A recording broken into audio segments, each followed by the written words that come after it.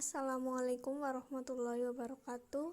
Kami dari kelompok 11 akan mempresentasikan tentang permasalahan sosial emosional anak usia dini yang beranggotakan Atalia Lady Ervinka, Pik Alfirizki Azahra. Baik, materi yang pertama, permasalahan sosial anak usia dini. Menurut Anonim 2006, permasalahan anak-anak adalah suatu yang mengganggu kehidupan anak. Timbul karena ketidakselarasan pada perkembangannya. Anak-anak prasekolah memiliki perilaku yang dapat dipandang sebagai normal untuk usia tertentu, juga sulit dibedakan perilaku yang bermasalah.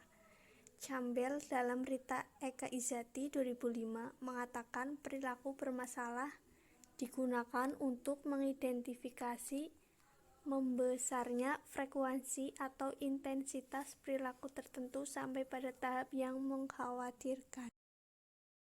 Jenis-jenis permasalahan anak usia dini. Yang pertama, permasalahan fisik. Yang kedua, permasalahan psikososial. Permasalahan perkembangan emosi anak usia dini. Ciri khas emosi pada anak yaitu emosi yang kuat, emosi seringkali tampak, emosi bersifat sementara, reaksi emosi mencerminkan individualitas, emosi berubah kekuatannya. Perkembangan emosi anak usia dini biasanya ditandai dengan sifat menyerang, menghindar, mendekat, menangis, ekspresi wajah. Dengan demikian, guru dan orang tua sangatlah berperan penting dalam membantu perkembangan emosi anak sehingga perkembangan emosi akan dapat berjalan dengan baik. Baik, untuk yang selanjutnya adalah mengenai karakteristik perkembangan emosi anak usia dini. Ada beberapa karakteristik. Yang pertama adalah berlangsung singkat dan berakhir tiba-tiba. Kemudian yang kedua, terlihat lebih hebat atau kuat. Yang ketiga, bersifat sementara atau dangkal. Yang keempat, lebih sering terjadi. Yang kelima, dapat diketahui dengan jelas dari tingkah lakunya. Kemudian yang keenam adalah reaksi mencerminkan individualisme. Yang terakhir adalah mengenai faktor-faktor yang mempengaruhi permasalahan anak usia dini.